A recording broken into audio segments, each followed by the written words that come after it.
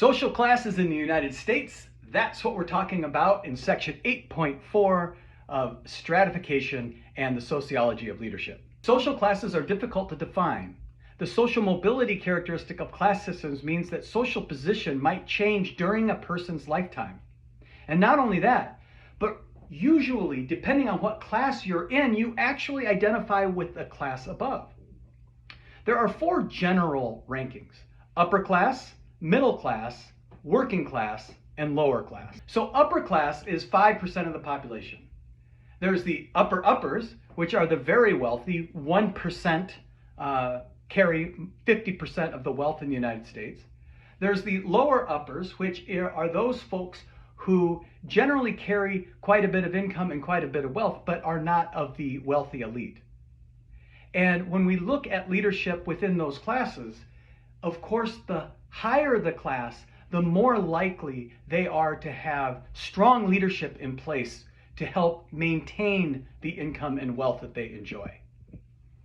The middle class. Middle class represents a large portion of the United States, and it is generally the ones who enjoy home ownership. They usually enjoy vehicle ownership, and they can take some vacations, but not always. The middle class has a variable definition on what somebody in the upper middle class and lower middle class look like. So what are some leadership characteristics of the middle class? The one that keeps coming back to me are HOA presidents. Now, I don't know if this is exactly true, but when you think of leadership within the middle class, lots of times it's HOA presidents. It's also management. Many cases, management within organizations are middle class and show that as leadership as they lead others throughout the workday. So that's what we look at for middle class. The working class are those who usually are laborers.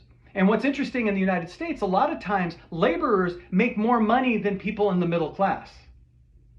So what does leadership look like for those who are laborers in the United States?